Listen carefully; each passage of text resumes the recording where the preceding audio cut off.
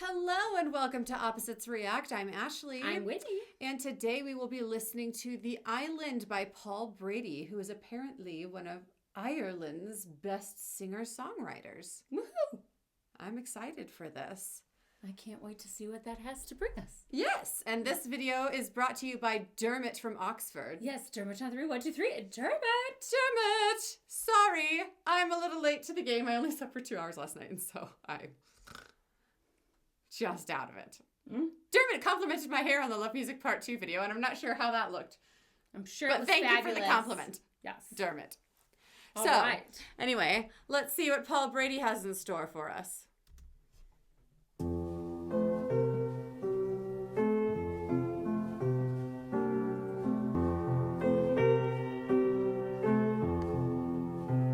They say the skies of Lebanon are burning, those mighty cedars bleeding in the heat. Do we have lyrics for Paul Brady? I will pull As it a up. singer-songwriter, I feel like Paul Brady's lyrics need to be consumed along with the music. Back again. We have the lyrics pulled up. And now we are ready to start again with Paul Brady, The Island.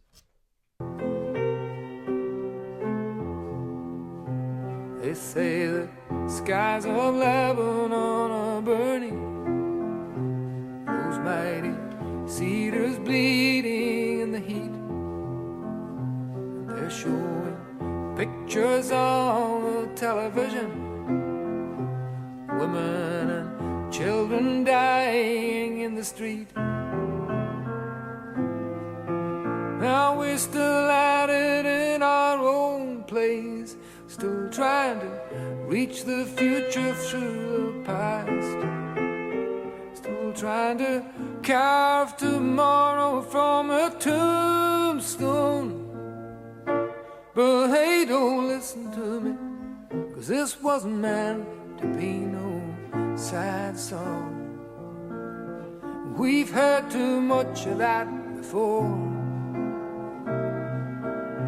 Right now I only wanna be here with you till the morning dew comes falling. I wanna take you to the island and trace your footprints in the sand. And in the evening when the sun goes down, we'll make love to the sound of the ocean. Okay, before he gets into the next part, I do kind of, he paints a very interesting picture in the beginning where he's basically talking about, like, how, you know, there's all this trouble going on in Lebanon and the cedars are burning and everything like that, like, and then we've got our own, we're still at it here. And I wonder when this was written, because I, you know, like, in Ireland, all of their, I mean, they didn't really have resolution to the troubles there until, I mean, not that long ago. If you look at, like, the timeline of world history, I think I can't, like, please forgive me that I don't know timelines and dates very well. I can't even remember the dates in my own life. This was written in 1985. Okay, and so then what was the date that all of the issues between the Republic and Northern Ireland resolved? I don't know.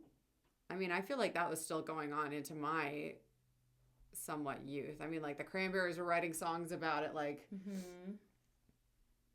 Let's see. I don't know.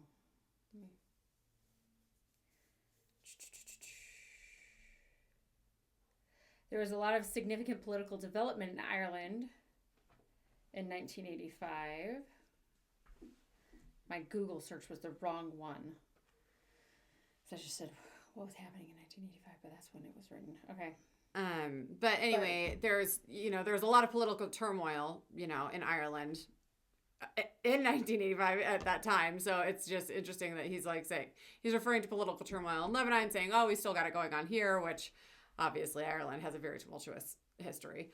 And so, but then when he's like, but this isn't going to be a sad song. Let's just talk about, I'd just rather go off on an island with you and forget about all of that.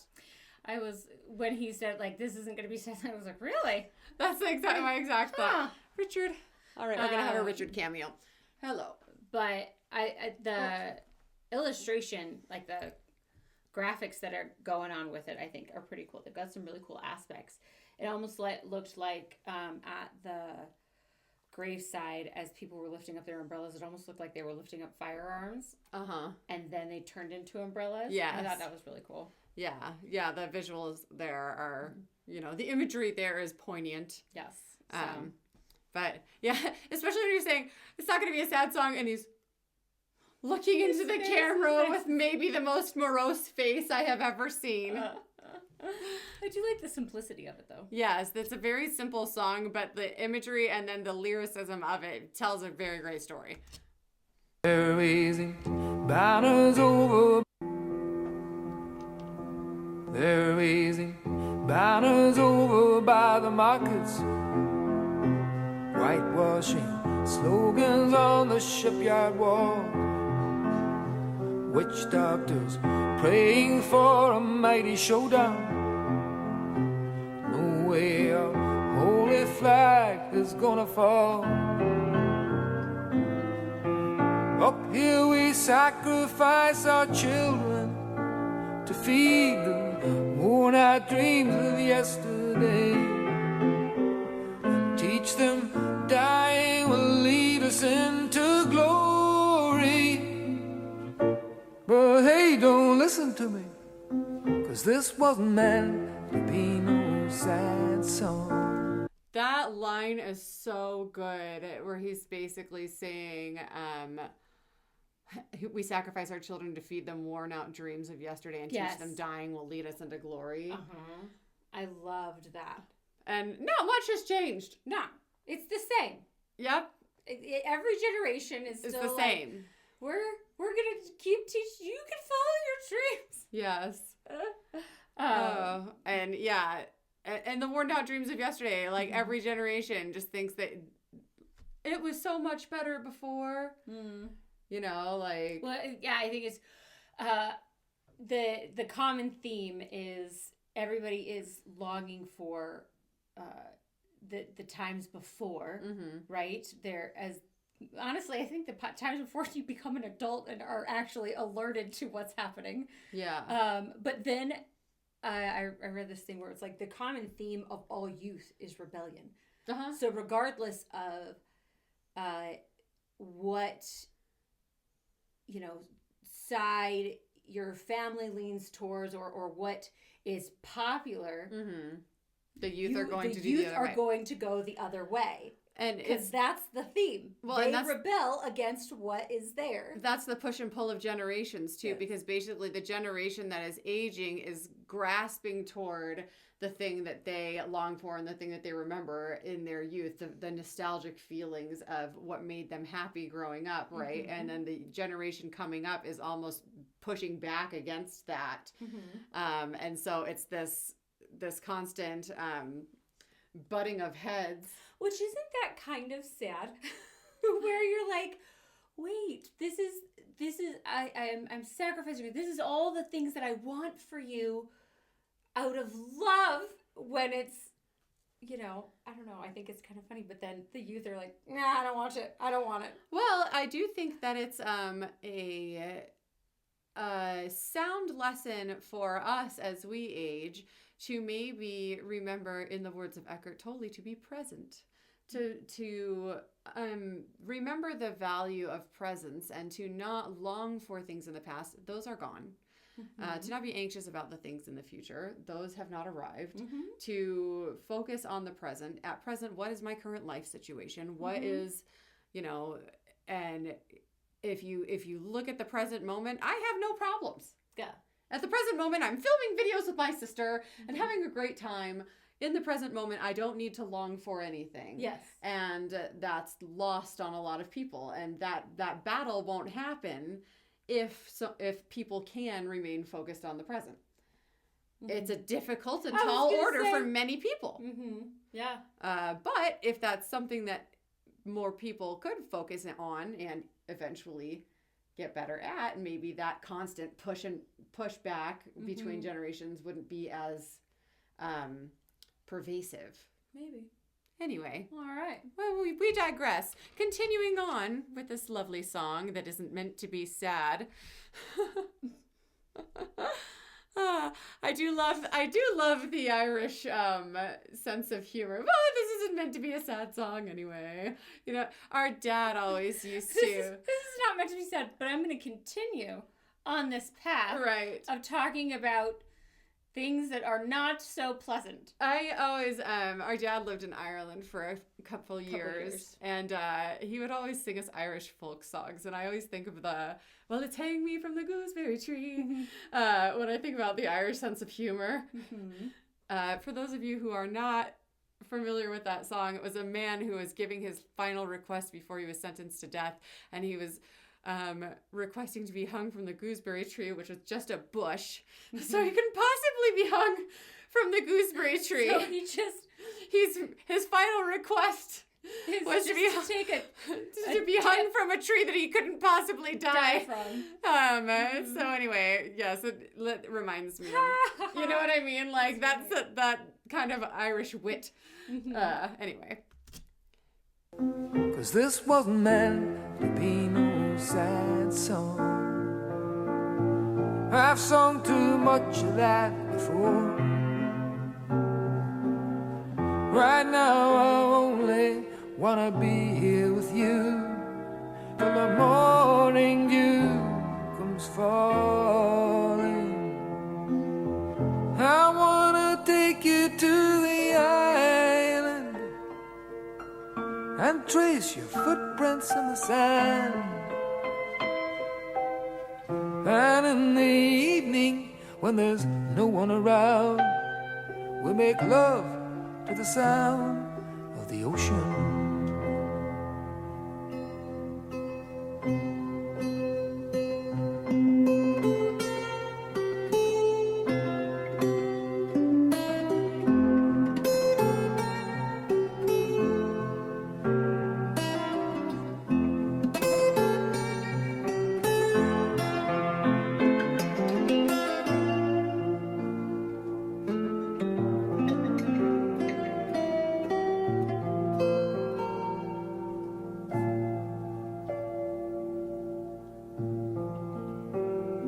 I know us plain folks don't see all the story. And I know this peace and love is just copping out. And I guess these young boys dying in the ditches is just what being free is all about. How this twisted wreckage down on Main Street will bring us all together in the end. Now we go marching down the road to freedom.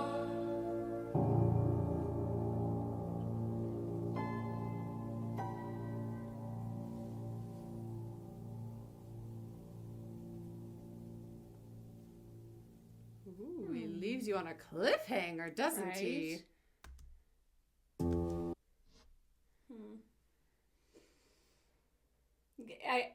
I appreciated the message of the song, especially how he ended it, where it's, you know, is this what freedom's all about, right? Mm-hmm. Why? And then you think that, all right, after we're killing each other, then we'll get along, right? Like that's the solution. Yes. That this is going to make us. Let's brawl and then just have then we'll be peaceful. Oh my gosh, the dudes came up with that. Yes, that was the creation of men for sure.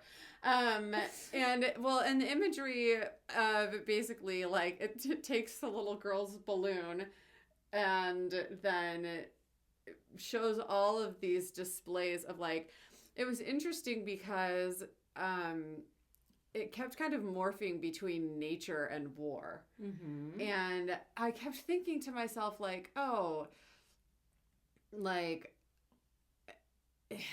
this shift between these like natural scenes and then these violent scenes, it was like, oh, that's disheartening. But then when I think about it also, I'm like, nature is also very violent. Mm-hmm. And so this is just a very thought-provoking song, because it's like, I guess we get down on ourselves as human beings, because it's like, oh, we're so violent and so stupid. You know what I mean? But it's like, okay, but also like we are creations of nature, mm-hmm. which is in itself a very violent and turbulent thing. However, we are sentient beings capable of rational thought and not just acting on instinct. So should we be better than animals? Huh? You know, like, so it's just that there's, you know, that cycle of thought that goes through. But yes, this is a very thought-provoking song. I can see why he is a beloved songwriter in Ireland. Yes. I can see. I think it's just, he gives you a lot to think about, and still very poignant to this day. Yes. This song aged well. Yes, the song has aged well indeed. So anyway, thank you for sharing with us. Yes. All right, guys, like and subscribe. See you later.